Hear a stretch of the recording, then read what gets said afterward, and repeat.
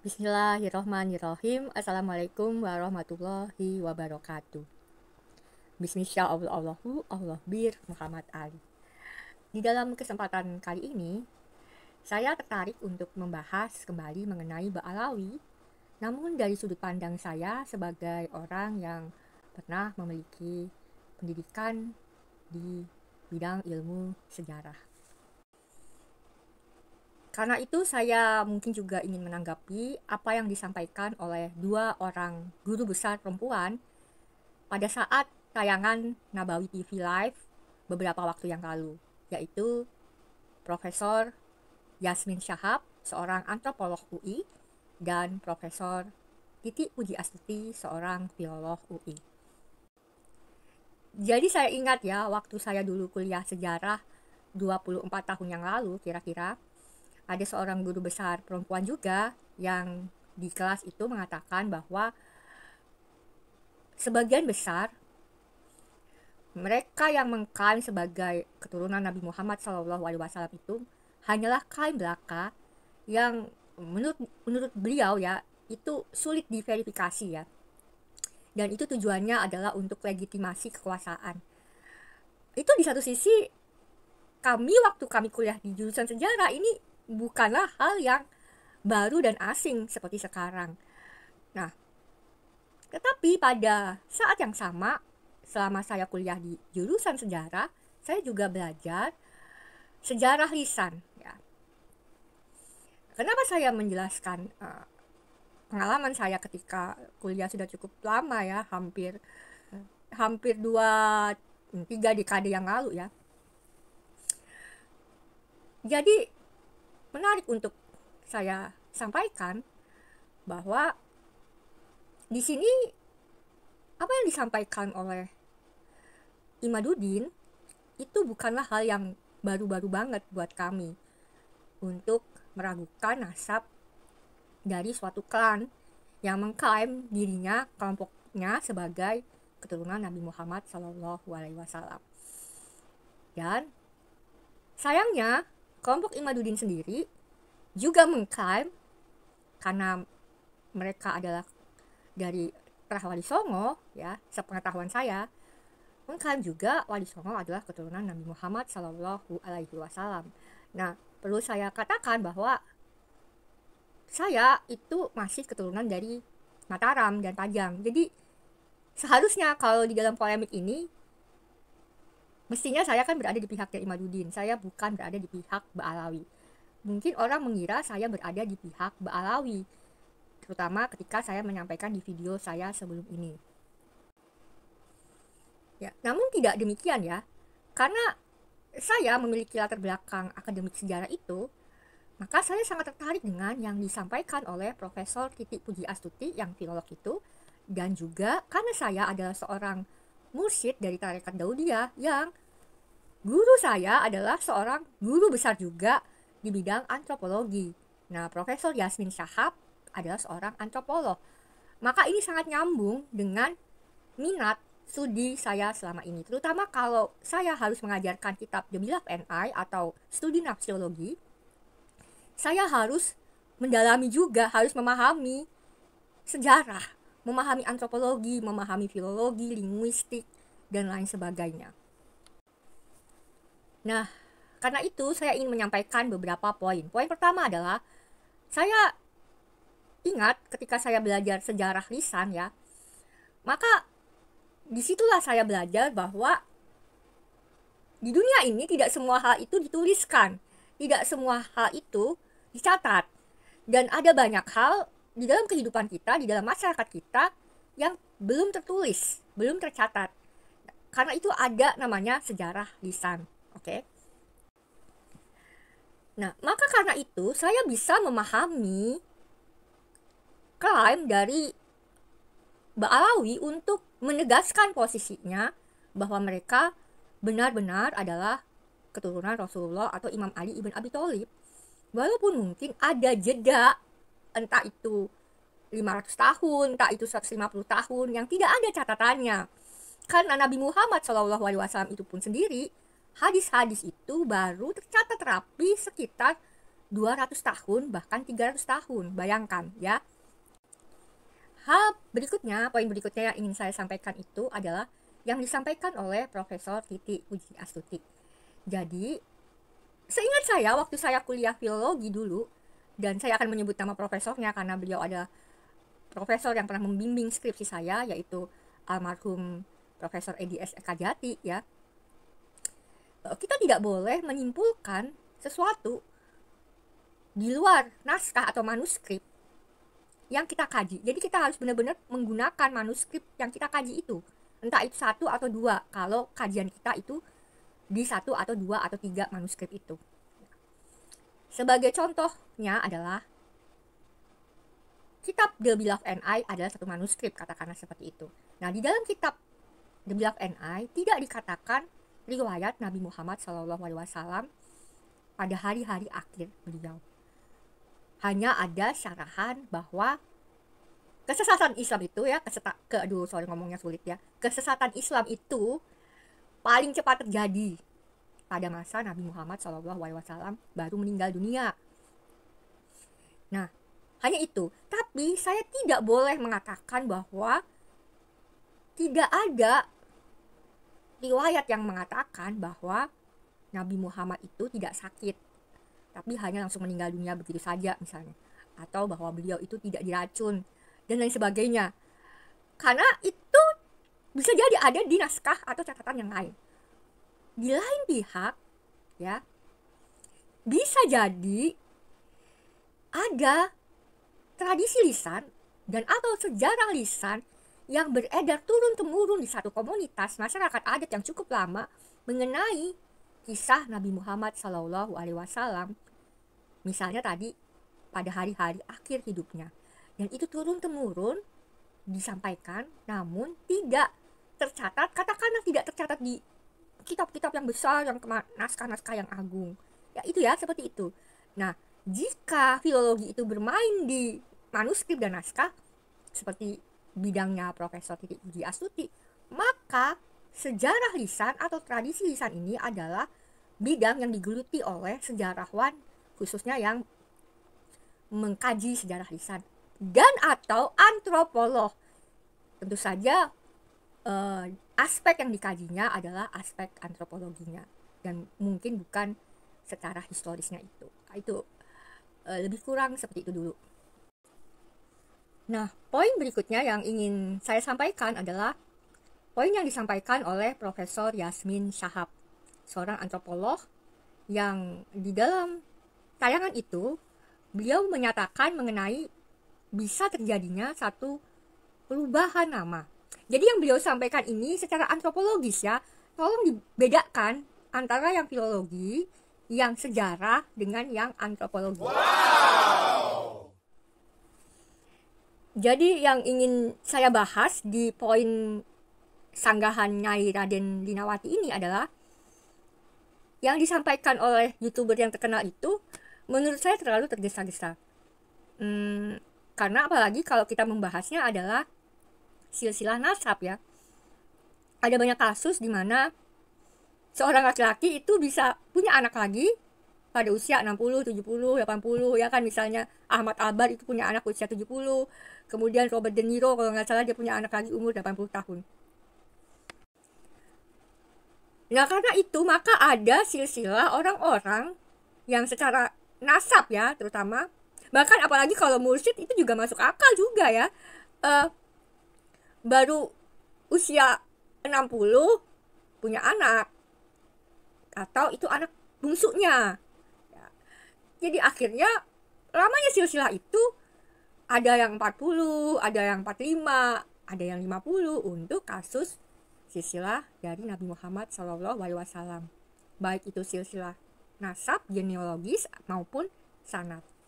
Nah, karena kita sudah membahas persoalan silsilah itu tadi yang nasab dengan sanad, ini ada satu konteks lagi, poin yang ingin saya sampaikan. Kalau di dalam dunia muslim, saya ingin fokus di sini kepada dunia muslim ya, dan ini mungkin sudah sulit ditemukan di dalam dunia barat. Ini hanya mungkin ditemukan di dalam dunia muslim dan dunia timur secara umum yang masih memelihara silsilah seperti ini, seperti orang-orang Tionghoa dan lain sebagainya, yang memiliki tradisi tulis yang baik. Sedangkan kalau di dalam masyarakat adat itu adalah lebih kepada tradisi lisannya. Jadi bisa jadi ya, yang dimaksud oleh sebagian orang atau sebagian kelompok atau sebagian keluarga ya, ketika mengklaim itu dia adalah keturunan Nabi Muhammad SAW, itu sebetulnya ada tercampur antara silsilah nasab dan sanad ini. Nah, itu poin berikutnya ya. Dan saya ingin mengingatkan tambahan, seperti yang saya sudah bahas di video sebelum ini, bahwa saya yakin bahwa tidak ada satupun silsilah nasab ataupun sanad ya yang begitu ketat patrilineal. Itu tidak mungkin. Selama 1400 tahun atau 2000 tahun apalagi, saya meragukan ini. Dan karena itu saya membahas tentang hukum Taurat ya, yang diterima oleh Nabi Musa alaihi salam dan kemudian dipraktekkan oleh Nabi Muhammad dan Imam Ali, karena mereka hidup di dalam masyarakat adat patrilineal. Barangkali kalau sudah hidup di dalam masyarakat adat yang bukan ketat patrilineal tetapi bilineal atau bilateral, apalagi yang matrilineal seperti di masyarakat Minangkabau, bisa terjadi ijtihad tidak menerapkannya ya. Jadi apa yang diterima oleh Nabi Musa itu, seperti yang saya ceritakan kemarin tentang putri-putri Zelofehad yang 5 orang itu ya, terjadi karena ada di dalam masyarakat adat patrilineal. Jadi kemudian sebagai nabi, sebagai mursyid, Nabi Musa memohon petunjuk dari Allah Subhanahu wa taala bagaimana menerapkan hukum waris, dan di sini termasuk bagaimana agar satu silsilah secara nasab maupun sanad bisa dilanjutkan.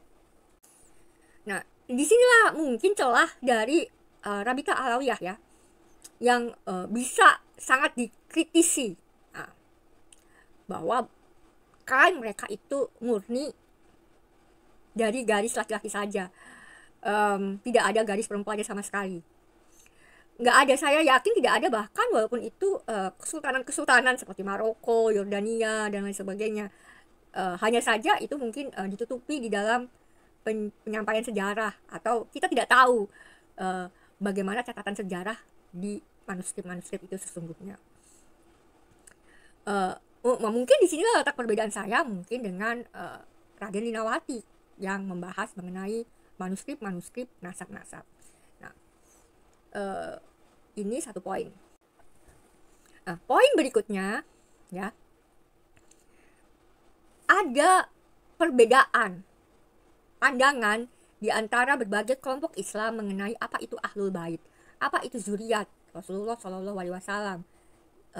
Maksudnya adalah apakah zuriat Rasulullah Shallallahu Alaihi Wasallam ini adalah termasuk Ahlul Bait, atau Ahlul Bait itu juga termasuk istri-istri Nabi, atau apakah Ahlul Bait itu hanya Imam Ali, Imam Hasan, Imam Hussein, sampai kepada kalau orang Syiah Imamiyah sampai kepada Imam Mahdi bin Imam Hasan Al-Askari, kalau Ismailiyah mungkin sampai kepada kalau yang Agakan itu sampai Agakan keempat saat ini, dan seterusnya ya. Maksud saya adalah karena kita sedang membahas Ba'alawi, ini cenderung kepada pemahaman Sunni Ahlus Sunnah wal Jamaah. Karena ini ada satu request kepada saya yang menanyakan soal Ba'alawi ini, maka saya akan mencoba menjawab dia. Salah satu hal yang disampaikan oleh seorang murid Daudiyah, dan murid ini adalah seorang Ba'alawi. Jadi dia mengingatkan kepada saya bahwa di kalangan Sunni ini ada satu keyakinan bahwa Imam Mahdi akan hadir. Nah, kalau di dalam Syiah kan sudah ada keyakinan bahwa Syiah Imamiyah ya terutama, Imam Mahdi ini sudah lahir dan sudah hidup dan sudah ada. Kemudian kalau di kalangan Sunni Imam Mahdinya itu belum ada, belum lahir. Kalau di Daudiyah itu mirip seperti di Imamiyah, bahwa Imam Mahdinya sudah lahir dan beliau sudah hidup bersama-sama Nabi Isa Al-Masih saat ini, dan bersama Nabi Ilyas dan Nabi Khidir atau Nabi Idris sebagai 4 mursyid atau 4 pir. Pir itu artinya adalah maha guru ya, 4 pir rijal al-ghaib. Jadi karena itu karena ada keyakinan seperti ini, karena ada keyakinan Mahdawiyah yang seperti ini, Mahdawiyah itu artinya adalah keyakinan mengenai Imam Mahdi, maka itu sangat dijaga bagaimana harus seorang keturunan Nabi Muhammad itu. Nah, jika kita menerima bahwa Ba'alawi ini adalah keturunan Nabi Muhammad, atau setidaknya mereka mengklaim ya dari garis perempuan, atau mereka mengklaim dari garis sanad. Nah, tapi mereka memelihara ini karena mereka mengharapkan nantinya ada salah satu dari mereka ini yang akan menjadi Imam Mahdi. Nah, karena itu mereka memiliki satu tatanan hukum adat atau adat yang memelihara berbagai bentuk seperti konsep pernikahan, kemudian nasab yang sedemikian, dan seterusnya. Jadi pembahasan mengenai nasab ini kok sedemikian penting ya di dalam dunia muslim atau dunia Islam.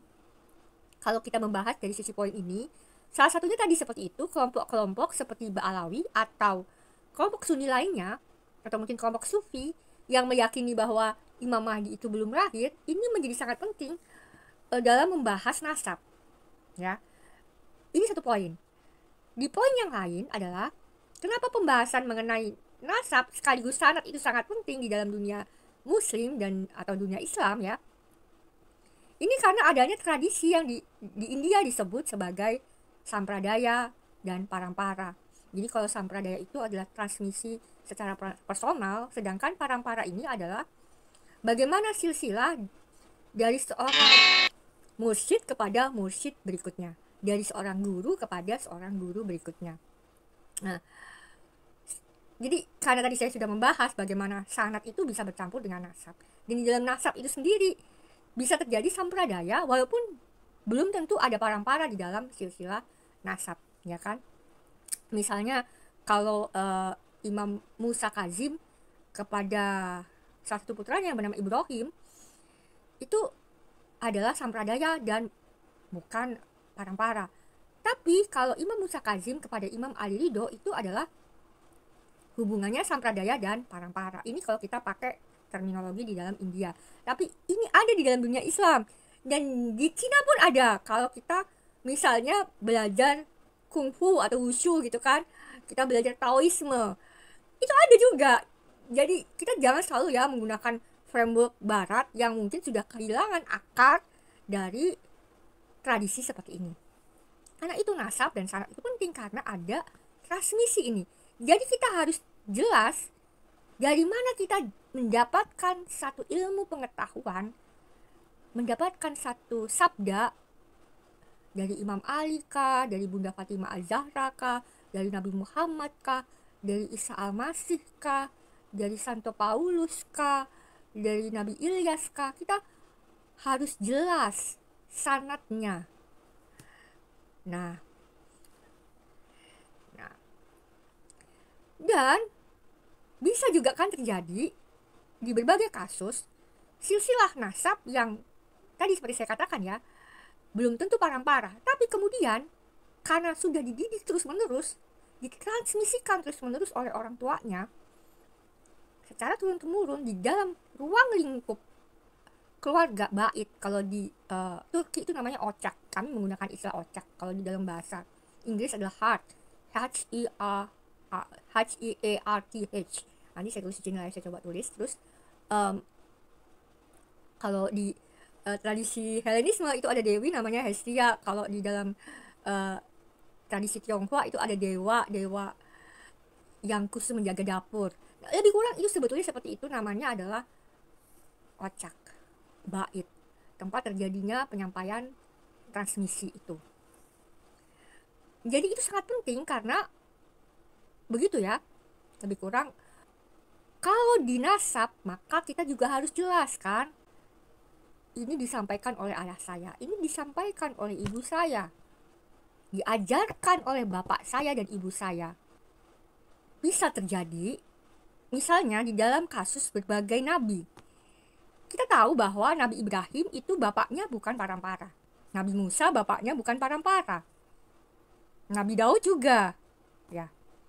Namun beliau ini sebetulnya memperoleh sampradaya dari ayahnya. Dan bahkan beberapa dari ayah mereka atau kakek mereka kemudian terhapus karena ternyata anggaplah murtad ya, atau tersesat gitu ya. Itu kan misalnya kenapa Nabi Ilyas ini tertutupi silsilahnya, karena tidak disebut ceritanya siapa sih nama bapaknya, nama ibunya, itu hanya ada di dalam tradisi kekristenan ortodoks, uh, nama mereka. Karena itu tadi, karena walaupun bapaknya itu menyampaikan secara sampradaya, tetapi ternyata bapaknya itu tidak menjalankan transmisi itu dan bahkan melanggar, sehingga ditutupi di dalam silsilah dan tidak disebutkan oleh Nabi. Poin saya berikutnya adalah, ya kita tadi sudah membahas ya, kenapa sih kita nggak bahasin nasab atau zuriat Rasulullah SAW, terus apa sih pentingnya kayak kita membahas keturunan Nabi Muhammad gitu kan, apalagi saya punya latar belakang Muhammadiyah yang ya kita sudah menjalankan atau mempraktekkan meritokrasi. Kita tidak lagi melihat Habib itu sebagai sosok yang perlu kita muliakan karena semata-mata dia adalah keturunan Nabi Muhammad gitu kan, enggak gitu kan, bukan. Tapi saya melihatnya secara sejarah, antropologis, dan apa yang disampaikan di dalam kitab The Beloved and I, karena ini sudah menjadi tanggung jawab saya sebagai seorang marja atau rujukan untuk belajar kitab The Beloved and I yang disebut sebagai studi nafsiologi. Jadi kita sudah belajar tadi ya, ada di dalam silsilah nasab bahwa orang tua, entah itu ayah atau ibu, tapi biasanya ayah, yang dia dihapus atau ditolak atau disingkirkan, atau meskipun namanya tetap ada, dia tidak dianggap, tidak disebutkan di dalam kitab, tapi hanya di dalam tradisi lisan. Karena yang bersangkutan ini disebutnya murtad ya, atau tersesat, atau tidak lagi menjalankan Islam atau tauhid atau semacam itulah ya. Tapi kan itu tidak menyangkal bahwa yang bersangkutan itu adalah keturunan, atau tidak menyangkal dulunya dia adalah murid dari seorang nabi. Yudas saja kan masih disebut sebagai pernah menjadi muridnya Nabi Isa Al-Masih, ya kan? Jadi ada biasanya itu ya, orang Islam dengan orang Kristen ini ribut karena cerita Nabi Nuh. Kalau di dalam tradisi Islam, Nabi Nuh itu kan punya anak yang diceritakan di dalam Al-Quran murtad atau menolak ayahnya. Padahal di dalam tradisi Kristen katanya kalau di Alkitab itu ada 3 anak, yaitu Sem, Ham, dan Yafet yang ikut di dalam bahtera Nabi Nuh. Padahal kalau belajar lebih jauh lagi, sebetulnya ada Sem, Ham, dan Yafet ini juga di dalam tradisi Islam. Karena tradisi Islam yang dulu-dulu banget, termasuk di dalam tradisi Daudiyah, itu masih memelihara Taurat, Zabur, dan Injil, mengikuti rukun iman, ya enggak? Jadi tidak hanya yang ada di dalam Al-Quran. Jadi ada anak yang diceritakan membangkang ya gitu, tapi tetap disebut sebagai anak ya. Jadi tidak disebutkan sebagai gugur hanya karena yang bersangkutan itu murtad. Nah itu kan yang disampaikan oleh Profesor Yasmin Shahab. Walaupun orang itu, Habib itu, mungkin dia melakukan satu hal secara moral tidak sesuai dengan idealisme dari terah itu atau wangsa itu, tidak menjadikannya bukan dari anggota itu. Misalnya tidak bisa mengatakan seorang yang bernama Abu itu dia karena dia maling, padahal dia seorang sayyid atau dia seorang habib, dia bukan keturunan Rasulullah. Kok dia seperti itu? Enggak juga kan, enggak seperti itu gitu kan. Tuh. Toh kita masih mengakui bahwa Nabi Ibrahim adalah keturunan dari Nabi Nuh, walaupun ayahnya itu kita tahu sendiri di dalam cerita, baik itu di dalam Taurat maupun di dalam Al-Quran, adalah seorang yang menyembah berhala. Itu. Nah, poin berikutnya yang ingin saya sampaikan adalah politisasi dari hal yang disampaikan oleh Imaduddin. Ini pasti banyak orang yang marah, kok kamu nyebutnya Imaduddin aja nggak nyebut Kiai Haji. Ya silakan, Anda juga boleh kok menyebut saya hanya Gayatri, Hepzibah, Nenek Lampir, dan seterusnya. Silakan ya mau menghina saya. Uh, Masalahnya kan politisasi ini, ya. Dan problem yang terjadi saat ini adalah politisasi dari hal ini. Saya tidak akan membahas lebih jauh, saya cuma ingin menyampaikan poin ini. Silakanlah ribut tentang politisasi ini. Poin berikutnya yang ingin saya sampaikan juga adalah mengenai yang disampaikan misalnya bahwa ada makam-makam yang dipalsukan sebagai diba'alawikan, atau sejarah-sejarah yang dipalsukan sebagai. Kita harus berhati-hati dengan semua informasi-informasi yang beredar di media sosial, karena saya ini tidak hanya belajar sejarah. Saya ingat banget yang disampaikan oleh sejarawan favorit saya, almarhum Kunto Wijoyo. Itu adalah sahabat dari almarhum ayah saya, Profesor Dr. Abdul Hadi WM. Jadi Profesor Dr. Kunto Wijoyo ini mengatakan, dia mengutip seorang sejarawan lain, saya lupa lagi ya namanya itu, mungkin dari Yunani, bahwa manusia itu belajar sejarah tapi tidak belajar dari sejarah. Nah, kalau kita setidaknya belajar dari sejarah bangsa kita sendiri, bangsa-bangsa yang dihimpun sebagai nation state bangsa Indonesia, kita belajar peristiwa 1965, kita belajar peristiwa 1945, maka kita harus berhati-hati dengan adanya demonisasi, ya. Semua yang dibenci itu kemudian di PKI-kan misalnya. Semua yang dibenci itu kemudian oleh Belanda zaman dulu itu, kowe ekstremis gitu kan. Belanda kan gitu kan. Nah kemudian pada masa Orde Baru itu semua itu dianggap sebagai komunis kalau itu musuh, bisa difitnah seperti itu ya. Kita harus berhati-hati dengan semua ini. Jadi jangan cepat untuk kayak memberikan satu kesimpulan atau mengedarkan berita-berita yang seperti itu. Jangan-jangan kita sedang menebarkan hoax atau disinformasi atau hal-hal seperti itu. Hal terakhir yang ingin saya sampaikan adalah, karena ini videonya sudah terlalu panjang, sebetulnya saya ingin menyampaikan banyak banget poin ya. Terserahlah kalian ingin, saudara-saudara ingin menghujat saya atau merundung saya, tapi ini saya ingin sampaikan setidaknya kepada satu orang yang mungkin menyebarkan hoax atau dusta tentang saya, karena saya mengkritisi integritas yang bersangkutan di dalam polemik ini. Harap Anda berhati-hati dengan apa yang Anda sampaikan tentang saya, karena kita semua sama-sama mengimani sosok-sosok di dalam kegaiban yang sama. Itu saja yang ingin saya sampaikan untuk yang bersangkutan ya, tapi saya harus sampaikan di dalam ruang publik ini supaya siapa tahu terdengar oleh yang bersangkutan. Saya ingin menyampaikan satu allusion atau alusi dari Al-Quran. Begini ya, pada masa lalu saya juga punya trauma atau pengalaman tidak bagus dengan kelompok Ba'alawi. Jadi saya akan mengutip ayat Al-Quran ini. Janganlah karena adanya oknum-oknum seperti R, seperti B, dan yang lain sebagainya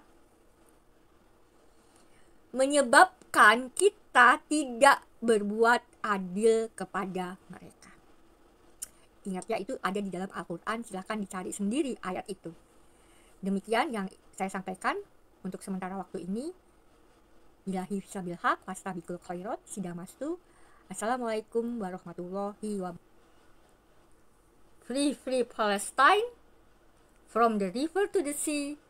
Free Palestine. Allahumma sholli ala Muhammad wa ali Muhammad wa ajil harajahum.